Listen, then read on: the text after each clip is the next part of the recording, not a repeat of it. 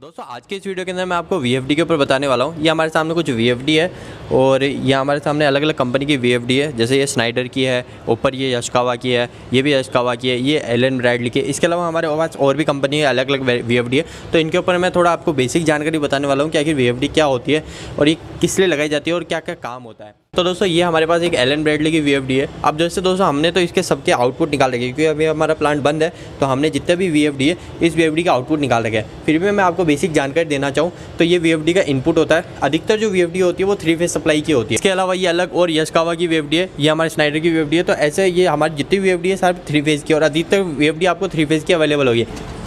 तो अभी हमने इधर भी मोटर का आउटपुट वायर निकाल रखे क्योंकि हमारी सारी मोटर ऑफ है, ठीक है। तो हमको अभी प्लांट बंद कंडीशन में मोटर ऑफ रखनी थी और मोटर ऑफ रखने के साथ साथ हमको क्या, अभी बारिश का मौसम है, तो बारिश के मौसम में क्या होता है दोस्तों, अभी हमको VFD कंटिन्यू रनिंग रखना जरूरी है। क्योंकि अगर VFD हमने कंटिन्यू रनिंग नहीं रखी तो क्या ये VFD में मॉइस्चर आ जाता है और वो हमारे लिए नुकसानदायक हो सकता है। तो VFD में मॉइस्चर नहीं आना चाहिए, इसके लिए हमने क्या इसको ऑन कर रखा है और इसका आउटपुट निकाल रखा है, ठीक है। तो अभी सारी VFD ऑन है हमारी, पर इसमें हमारे मोटर के कनेक्शन नहीं है। तो दोस्तों अब कैसे होते हैं मैं आपको ये हल्का फुल्का बताने की कोशिश करता हूँ। जैसे VFD होती है, इस VFD का काम होता है हमारा मोटर की स्पीड को कम ज़्यादा करने के लिए। अब मोटर की स्पीड कैसे कम ज़्यादा होती है, आपने आपके घरों के अंदर हमारे जो फ़ैन हम कम ज़्यादा करते हैं, आपने देखा होगा हमारा पंखा है, पंखे को हम कम ज़्यादा करने के लिए क्या यूज लेते हैं, हमारे उसका रेगुलेटर होता है, उस रेगुलेटर को कम ज़्यादा करते हैं। पर दोस्तों हमारी जो बड़ी मोटर होती है जो 3 फेज होती है, हम उसके अंदर रेगुलेटर से कम ज़्यादा नहीं कर सकते क्योंकि वो जो रेगुलेटर होता है ना, वो रेगुलेटर का काम क्या होता है, वो वोल्टेज को कम ज़्यादा करता है। अब जैसे आपको पता है कि हमारे जो सिंगल फेज का जो पंखा है वो हमारा 220 वोल्टेज से चल रहा है, तो अगर मैं उसको रेगुलेटर से कम कर दूंगा, यानी वोल्टेज को 220 की जगह 180 दे दूंगा,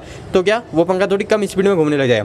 पर दोस्तों हमारी 3 फेज जो मोटर है उसके अंदर दोस्तों ये करना बहुत ही ज़्यादा कठिन है। तो इसके लिए दोस्तों एक VFD बनाई गई और ये VFD का काम क्या होता है, VFD का काम होता है दोस्तों, आपने सुना होगा कि अपने इंडिया के अंदर फ्रीक्वेंसी है 50 हर्ट्ज। तो जो 50 हर्ट्ज फ्रीक्वेंसी है ना, उसको ये जैसे हमारी ये इनपुट में गई 3 फेज सप्लाई, ये 3 फेज इनपुट में सप्लाई गई और ये जो आउटपुट के वायर है ये हमारे मोटर के वायर है। तो यहाँ पे आउटपुट वायर कनेक्ट हो जाएंगे। तो यहाँ पे जो 3 फेज सप्लाई गई इसके अंदर तो जाएंगे दोस्तों 50 हर्ट्ज, पर उसके बाद में जो आउटपुट निकलेगा, जो हम इसके अंदर प्रोग्राम करेंगे, उसके बाद में जो आउटपुट निकलेगा उसके अंदर हम अपनी इच्छा से फ्रीक्वेंसी को सेट कर सकते हैं। जैसे 50 हर्ट्ज की जगह 40 हर्ट्ज कर सकते हैं, 30 हर्ट्ज कर सकते हैं, वो चीज़ को हम VFD से सेट कर सकते हैं। तो उससे क्या मोटर की स्पीड कम ज़्यादा हो जाती है और काफ़ी स्मूथ हो जाती है। तो दोस्तों VFD लगाने के फायदे भी कई हैं। जैसे हमारे पास ये एक स्टार्टर है, तो अभी जैसे हम स्टार्टर को यूज़ कर रहे हैं तो हमको कितनी चीज़ें यूज़ करनी पड़ रही है, आपको दिख रहा है। जैसे फ्यूज स्टार्ट यूज़ करना पड़ रहा है, इधर से हमको ये ब्रेकर यूज़ करना पड़ रहा है, कॉन्टेक्टर 3 टाइप के 3 कॉन्टेक्टों को यूज़ करने पड़ते हैं। इसके अलावा टाइमर, रिले, फ्यूज कंट्रोल के लिए, यानी हमको बहुत सारी चीज़ यूज़ करनी पड़ती है। इसके अलावा हमको CT यूज़ करनी पड़ती है, यानी हमको बहुत सारी चीज़ें यूज़ करनी पड़ती है।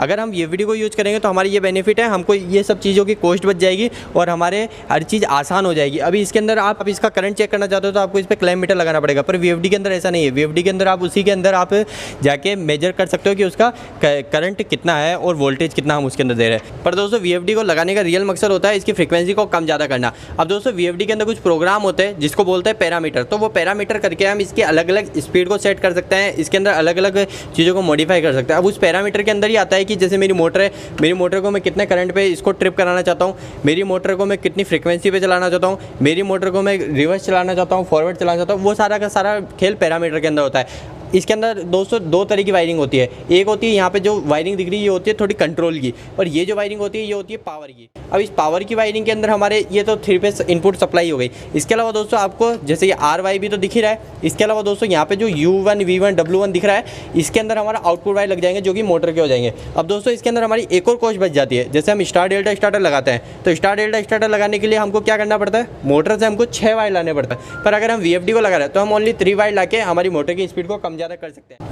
और इसके अलावा दोस्तों जब हम स्टार डेल्टा स्टार्टर को उपयोग में लेते हैं तो हमारी मोटर की स्पीड और मोटर पे एक टॉर्क लगता है, और वो टॉर्क काफ़ी मुश्किल होता है मोटर के लिए झेलना। फिर भी हमारा उससे ज़्यादा कहीं बेनिफिट हमारा VFD, क्योंकि ये बिल्कुल 0 फ्रीक्वेंसी से मोटर को स्टार्ट करती है और बिल्कुल धीरे धीरे स्लोली अप करती है। तो ये VFD के फायदे हैं। अब इसके अलावा दोस्तों मैंने आपको ये बता दिया कि आउटपुट वायर है। इसके अलावा दोस्तों यहाँ पे आपको एक रिले दिख रही है। इस रिले का काम क्या है, इस रिले का काम ये है कि जैसे मैं चाहता हूँ कि हमारी जो ये VFD है, ये VFD जैसे ही ऑन हो तो मैं कुछ एक मेरा ट्रिप का यानी बल्ब कुछ ऑन कर दूँ, जैसे यानी VFD ऑन हो और मेरा बल्ब ऑन हो जाए, मेरे को सिग्नल मिल जाए। तो वो सिग्नल के लिए ये 3 पॉइंट होता है जहाँ पे आपको कभी भी रिले दिखे तो आप ये समझ सकते हैं कि ये कॉमन पॉइंट है, एक NC पॉइंट है और एक NO पॉइंट है, ठीक है। तो ये NO NC चेंज होता रहेगा। तो दोस्तों अब इसके अलावा यहाँ पे भी कुछ पॉइंट है, इसके अंदर अलग अलग चीज़ें होती है दोस्तों। एक होता है हमारा पोटेंशियोमीटर का। वो पोटेंशियोमीटर का काम क्या होता है, जैसे आपको ये VFD के ऊपर दिख रहा है, ये VFD के ऊपर ये जो है ये पोटेंशियोमीटर होता है।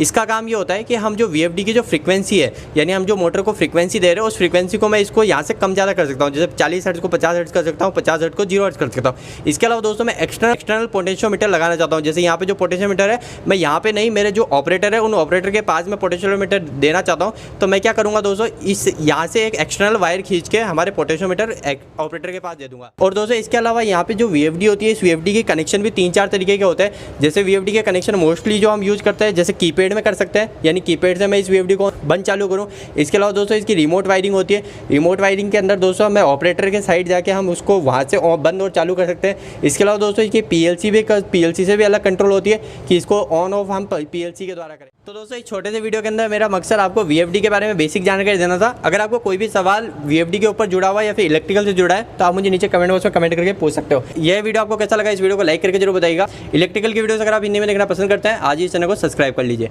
आज के लिए इतना ही, धन्यवाद।